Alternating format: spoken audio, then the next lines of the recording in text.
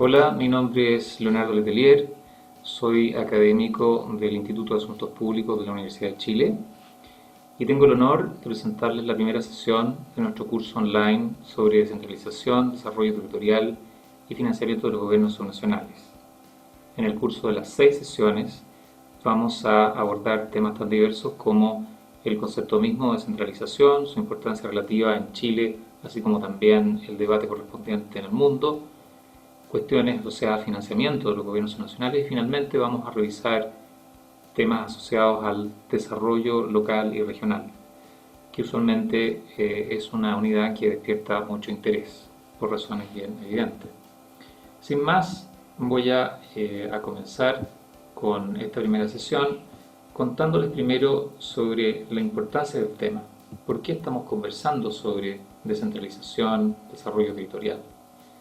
Lo primero que habría que decir es que a nivel mundial existe una cierta gobernanza que define lo que podríamos llamar la arquitectura del Estado. El Estado usualmente está pensado desde el punto de vista de un Estado-nación. Sin embargo, hay una cierta gobernanza mundial también que se expresa en un nivel supranacional, que tiene competencias en temas diversos y que, fruto de la globalización, ha ido adquiriendo cada vez más importancia.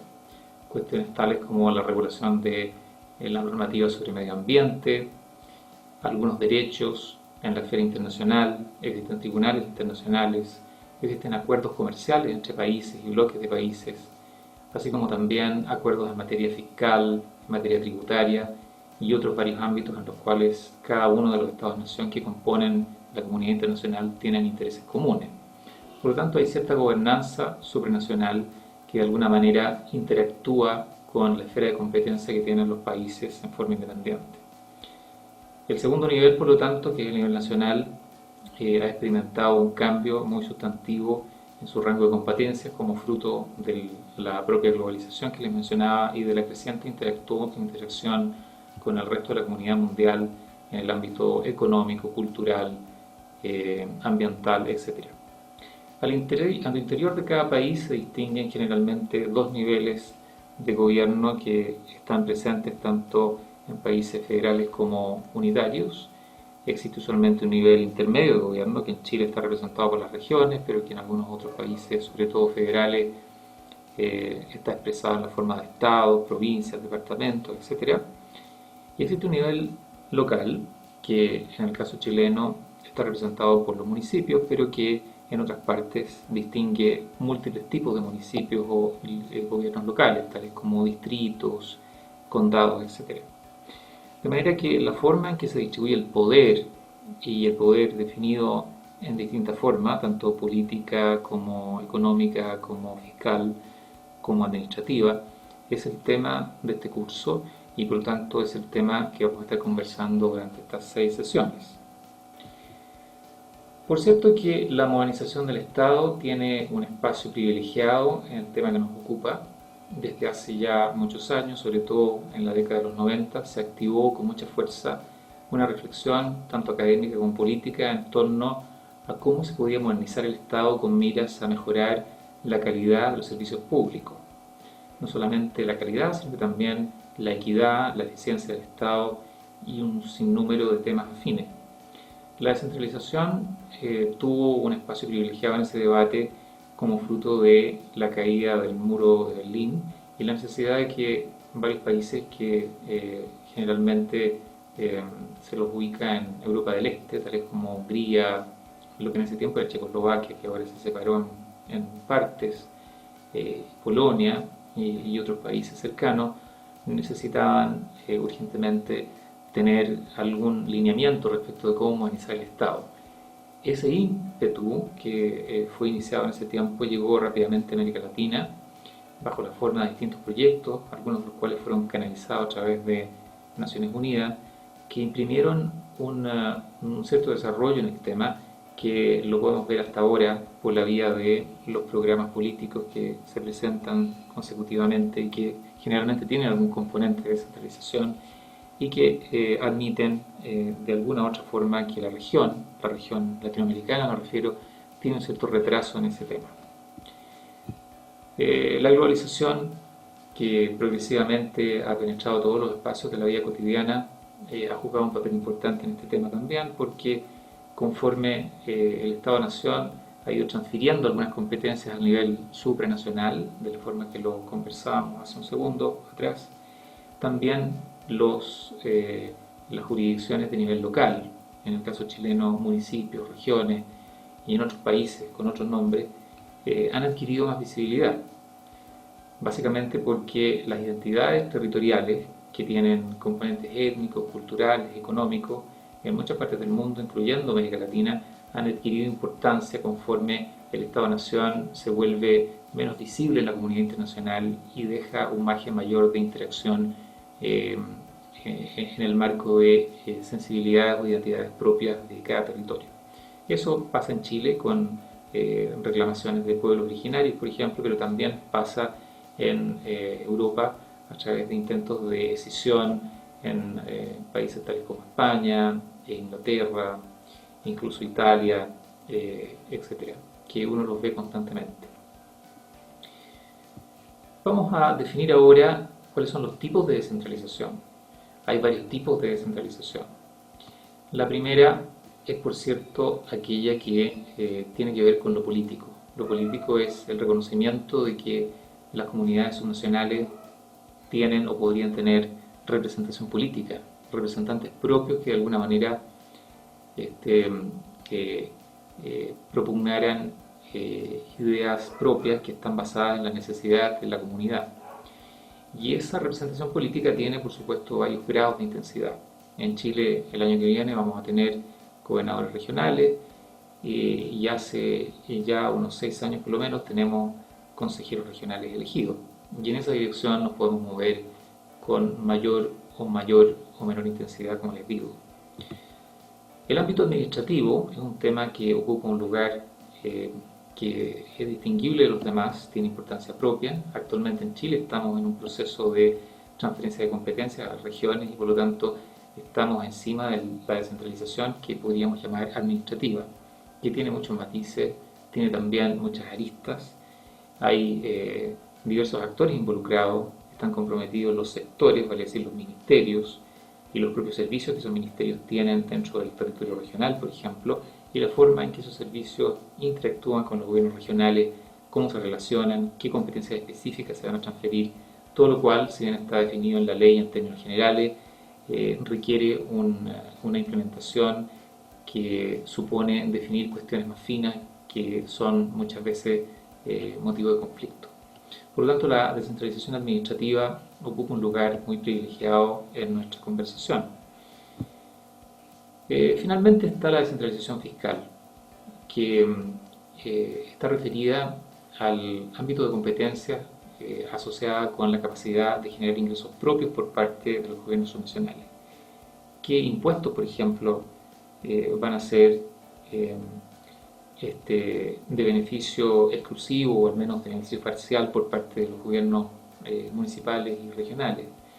En el caso chileno nuevamente tenemos el impuesto territorial, básicamente de beneficio municipal, por lo menos en una buena parte se queda en el municipio que genera esa recaudación, si no es cierto, hay una parte que se destina a financiar el Fondo Común Municipal, que seguramente muchos de ustedes conocen, y en el caso de las regiones tenemos algunos impuestos definidos por el nivel central, pero que tienen beneficios regionales, tales como las patentes mineras y las patentes de casino. En cualquier evento, Chile es un país muy centralizado desde el punto de vista fiscal, administrativo y político, y es por eso que el tema del cual hablamos tiene el mayor interés desde el punto de vista de lo que puede pasar en el futuro. Ahora, estas tres formas de descentralización que les menciono tienen un desenlace o una consecuencia, que es una mejor o peor, si ustedes quieren, distribución de la actividad económica en el territorio. Y cuando las personas de alguna manera se percatan de que el desarrollo relativo de distintos territorios es muy desequilibrado, lo que están constatando es básicamente un desequilibrio en la descentralización económica. Un rasgo que nos separa sustantivamente de países tales como por ejemplo Italia, España, Alemania, etcétera, en Europa, es que en esos países el desarrollo relativo de un lugar lejano al centro político y económico del país, como podría ser Madrid en España, respecto de Andalucía en el sur de España, no existe una diferencia sustantiva. En cambio, en Chile es muy distinto vivir en Santiago que vivir, por ejemplo, en Gualañé, en Guara o en una comunidad rural del interior. Habiendo dicho eso, me gustaría mostrarles brevemente cuál es la realidad internacional en esta materia.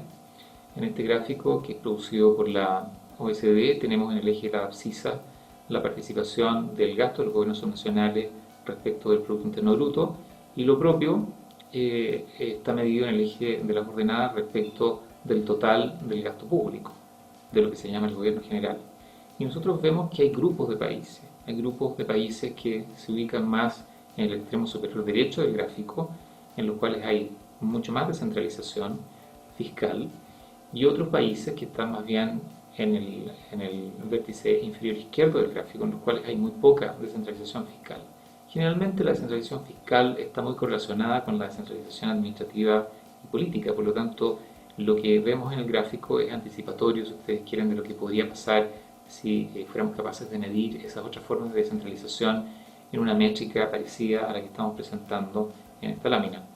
Y lo que vemos es que Chile efectivamente aparece muy cercano al origen del gráfico y por lo tanto confirma lo que ya anticipamos antes, en el sentido de que se trata de un país muy centralizado, conjuntamente con varios otros países de la región latinoamericana. Por su parte hay países unitarios, tales como Dinamarca, que está muy cerca del vértice superior derecho del gráfico, que son a su vez muy descentralizados y por lo tanto representan el otro extremo, lo cual confirma la norma de que no necesariamente por tratarse de un país unitario necesariamente tendríamos que ser muy centralizados. Esta descentralización o centralización que ustedes veían en el gráfico anterior no es sin embargo igual en todos los sectores en los cuales el Estado tiene alguna injerencia. Si uno divide la acción del Estado por áreas específicas, se va a encontrar que la proporción del gasto subnacional respecto del gasto del gobierno general es muy distinto, por ejemplo, en vivienda y desarrollo comunitario, que es la barra que vemos en el lado izquierdo de la gráfica, respecto, por ejemplo, de temas como protección social o defensa, en los cuales el grado de centralización es muchísimo menor. De manera que esta gráfica, que también es una estimación de la OECD, nos sugiere que la descentralización no solamente tiene una expresión global en términos de que el conjunto del gasto público puede ser menor o mayor de los propios gobiernos nacionales respecto del total, sino que también por área de acción o por función específica del gobierno general existen distintas situaciones. Lo anterior nos debería sugerir ciertas preguntas. La primera es si realmente es bueno descentralizar siempre o si la descentralización admite ciertas excepciones y admite sobre todo grados diversos de descentralización según el caso. Esa es una pregunta que tiene mérito propio. Otra pregunta interesante es ¿qué áreas específicas debemos descentralizar? Si reconocemos que no es necesariamente bueno, por razones que habría que conversar con más detalle, no necesariamente es deseable descentralizar igual en educación que en salud, que en servicios sociales o otros temas parecidos, bueno, ¿qué descentralizamos y qué no? Otra pregunta en esta misma línea es ¿cuáles son las formas deseables de financiamiento de los gobiernos subnacionales? ¿Deberíamos delegar en los municipios ciertos impuestos específicos o deberíamos entregarle a las regiones, por ejemplo, el impuesto a las sociedades o el impuesto a la renta de las personas? ¿Quién debería administrar esos impuestos? ¿Quién debería ser el beneficiario? ¿Qué prerrogativas específicas deberían tener estos gobiernos nacionales en materia tributaria? Ese es un tercer ámbito que debería estar en nuestro ámbito de temas asociados al curso.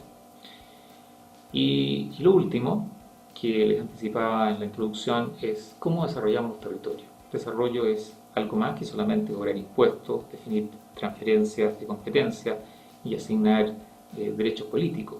Tiene consecuencias el desarrollo territorial en la calidad de vida de las personas bajo la forma de mejor acceso a bienes públicos, mejor educación, mejor servicios, etc.